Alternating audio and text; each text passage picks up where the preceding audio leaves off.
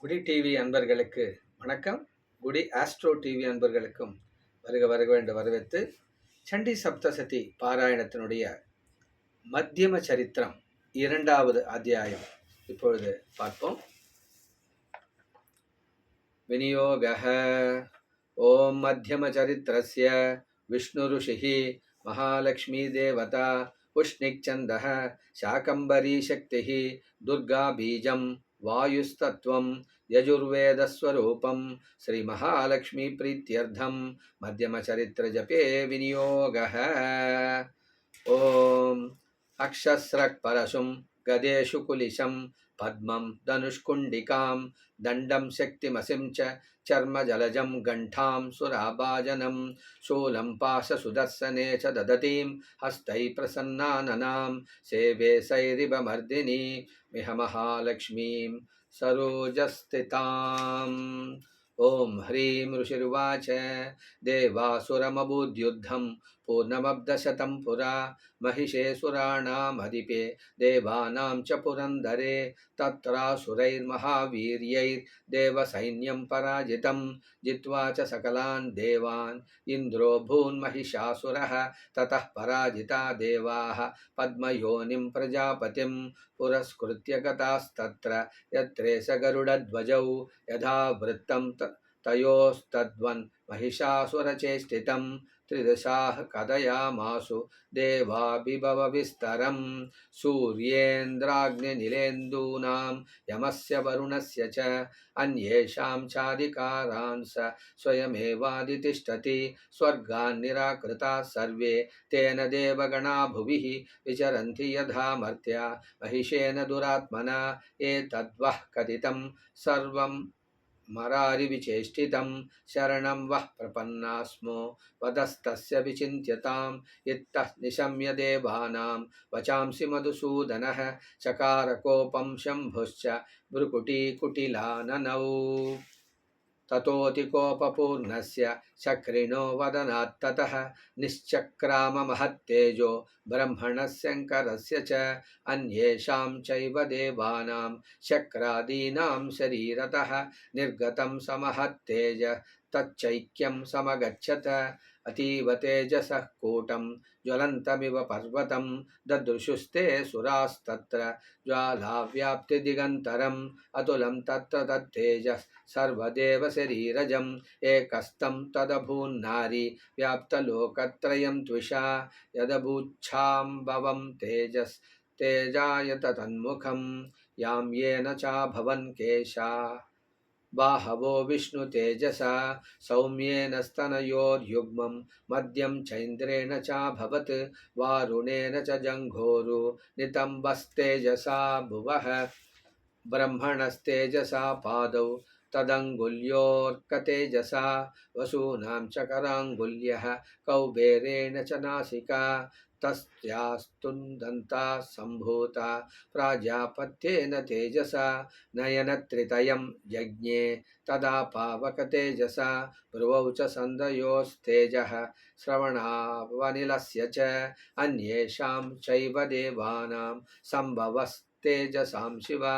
ततः समस्तदेवानां तेजोराशिसमुद्भवां तां विलोक्य मुदं प्रापुर् अमरा महिषार्दिता शूलं शूलाद्विनिष्कृष्य ददौ तस्यै पिनाकदृक् चक्रं च दत्तवान् कृष्णः समुत्पाद्य स्वचक्रतः शङ्खं च वरुणशक्तिं ददौ तस्यै हुताशनः मारुतो दत्तवांश्चापं बाणपूर्णे तदेषुदी वज्रमिन्द्रः समुत्पाद्य कुलिशादमराधिपः ददौ तस्यै सहस्राक्षो घण्टामैरावधात् गजात् कारदण्डाद्यमो दण्डं पाशं चम्बुपतिर्दतौ प्रजापतिश्चाक्षमालां ददौ ब्रह्मकमण्डलं समस्तरोमकूपेषु निजरश्मीन् दिवाकरः कालश्च दत्तवान् खड्गं तस्याश्चर्म च निर्मलं क्षीरोदश्चामलं हार अजरे च चदाम्बरे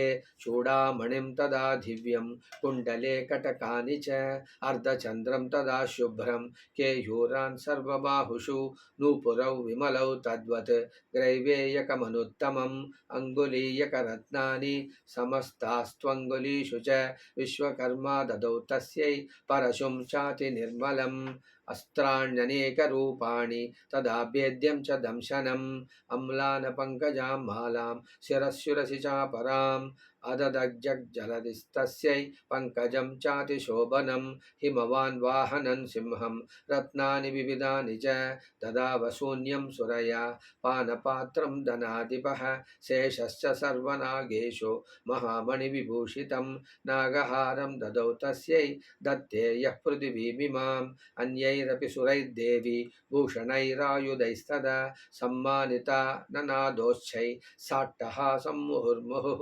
तस्यानाथेन घोरेण कृष्णमापूरितं नभः अमायतातिमहता प्रतिशब्दो महानभूत् चक्षुभुः सकला लोका समुद्राश्च सकम्पिरे चचालवसुधा चेलुः सकालश्च महीधरा जयेति देवाश्च मुदा तामूषु सिंहवाहिनीं तुष्टुवुर्मुनयश्चैनां भक्तिनम्रात्ममूर्तयः दृष्ट्वा समस्तं संक्षुब्धं त्रैलोक्यममरारयः सन्नद्धा किल सैन्यास्ते समुत्तस्तुरुदायदाः आह किमेतदिति क्रोधादाभाष्य महिषासुरः अभ्यधावत तं शब्दवशेषैरसुरैर्वृतः स ददर्श ततो देवीं व्याप्तलोकत्रयां त्विषा पादाक्रान्त्या नतभुवं किरीटोल्लिखिताम्बरां शोभिताशेषपातालां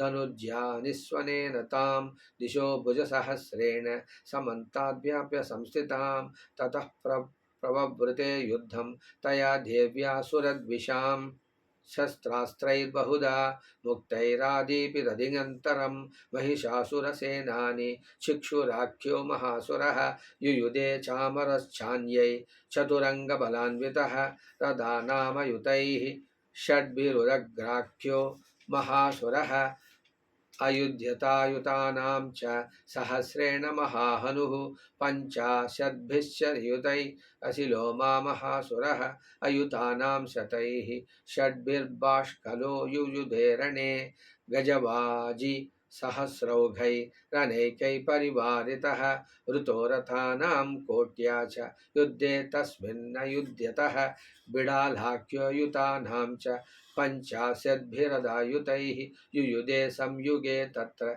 रथानां परिवारितः अन्ये च तत्रायुतशो रथनागहैरैर्वृताः युयुधुः संयुगे देव्या सह तत्र महासुराः कोटिकोटिसहस्रैस्तु रथानां दन्तिनां तदा हयानां च वृतो युद्धे तत्राभून्महिषासुरः तोमरैर्बिन्दिपालैश्च शक्तिभिर्मुसलैस्तदा युयुधुः संयुगे देव्या खड्गैः परशुपट्टिशैः केचिश्च चक्षिपुः शक्ति केचित् पाशांस्तथा परे देवीं खड्गप्रहारैस्तु ते तां हन्तुं प्रचक्रमुः सापि देवी ततस्तानि शस्त्राण्यस्त्राणि चण्डिका लीलयैव प्रचिच्छेद निजशस्त्रास्त्रवर्षिणी अनायस्तानना देवी स्तूयमाना सुरर्षिभिः मुमोच सुरदेहेषु शस्त्राण्यस्त्राणि चैश्वरी सोऽपि क्रुद्धो दुतशटो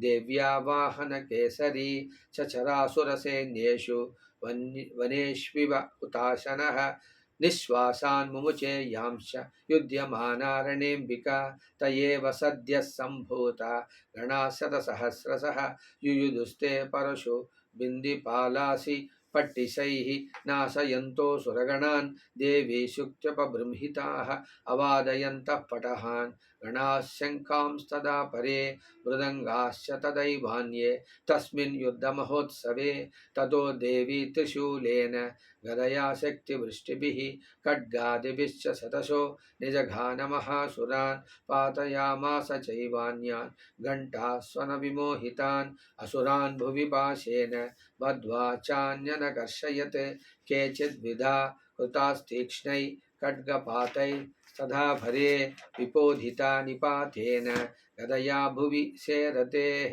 वेमुश्च केचिद्रुधिरं मुसलेन वृषं हताः केचिन्निपतिता भूमौ भिन्ना शूलेन वक्षसि निरन्तरा सरौघेन कृता केचिद्रणाजिरे सेनानुकारिणः प्राणान् मुमुचुस्त्रिदशार्दना केषाञ्चित् बहवश्चिन्ना छिन्नग्रीवास्तदा परे शिरांसि पेतुरन्येषाम् अन्ये मध्ये विदारिता विच्छिन्नजङ्घास्त्वपरे पेतुरुर्व्यां महासुरा एकबाह्वक्षिचरणा केचिद्देव्याद्विधा कृता छिन्नेऽपि चान्ये शिरसि पतिताः पुनरुद्धिताः कबन्धा युयुधदेव्या गृहीतपरमायुधा संहृतुश्चापरे तत्र युद्धे तूर्यलयाश्रिताः कबन्धाः छिन्नशिरसः खड्गस्य तूष्णीपाणयः तिष्ठ तिष्ठेति भाषन्तो देवी मन्ये महासुराः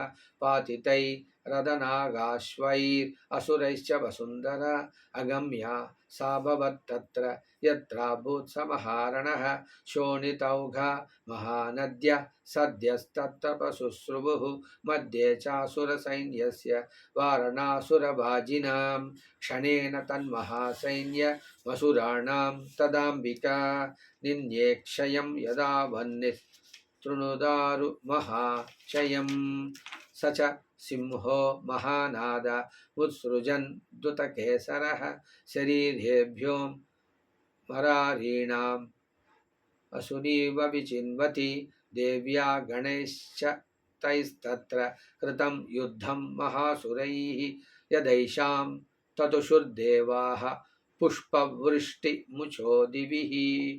ॐ इति श्रीमार्कण्डेयपुराणे सावर्णिके मन्वन्तरे देवी माहात्म्ये महिषासुरसैन्यवधो नाम द्वितीयोऽध्यायः। இப்படியாக மத்தியம சரித்திரத்திலே இரண்டாவது அத்தியாயம் முடிவு பெற்றது. மீண்டும் மத்தியம சரித்திரத்திலே மூன்றாவது அத்தியாயம் தனிப்பதிவாக வரும். அதை மறக்காம ஃபாலோ பண்ணுங்க. நன்றி, வணக்கம். இதை கண்டிப்பாக கேளுங்க. உங்கள் ஃப்ரெண்ட்ஸ்க்கு எல்லாருக்கும் ஷேர் பண்ணுங்க, லைக் பண்ணுங்க. இதை கேட்கறதுல மகாபாக்கியம். எல்லாராலையும் இதை கேட்க முடியாது. இந்த பாக்கியத்தை அந்த அம்பாளோட அருளால் இந்த துர்காஷ்டமி அன்னைக்கு நமக்கு கிடைக்கிது. இதை யாரெல்லாம் கேட்க முடிஞ்சதோ அவங்கெல்லாம் மிகச்சிறந்த பாக்கியவான்கள். இந்த நவராத்திரி சமயத்தில் எப்போ நீங்கள் கேட்டாலும், அந்த நவராத்திரி இல்லைனாலும் சரி, எப்போ இந்த மந்திரங்கள் உங்கள் காதில் விழுதோ அன்றே நமது பாவங்கள் தொலைந்து வாழ்க்கையில் நிம்மதி கிடைக்கும். வேண்டிய அனைத்தும் கிட்டும். வாழ்க வளமுடன், வாழ்க வளமுடன், வாழ்க வளமுடன். மீண்டும் அடுத்த பதிவில் சந்திப்போம்.